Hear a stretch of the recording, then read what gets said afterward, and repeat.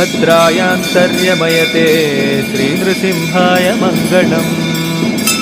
सर्वव्याप्तिमते नित्यं दिव्यमङ्गलमूर्तये सर्वत्र परिपूर्णाय श्रीनृसिंहाय मङ्गलम्। दानवेन्द्रशिशोर्वाक्यं कर्तुं सत्यं महीतले सतं भाज्जाताय दिव्याय श्रीनृसिंहाय मङ्गलम्। मत्तद्विपनिभं दैत्यं नखाग्रैर्वज्रसन्निभैः सत्योहन्त्रे च तं क्रोधात् श्रीनृसिंहाय मङ्गलम्। सटापटलभीमाय प्रह्लादानन्ददायिने नमस्कृताय देवाद्यैः श्रीनृसिंहाय मङ्गलम्।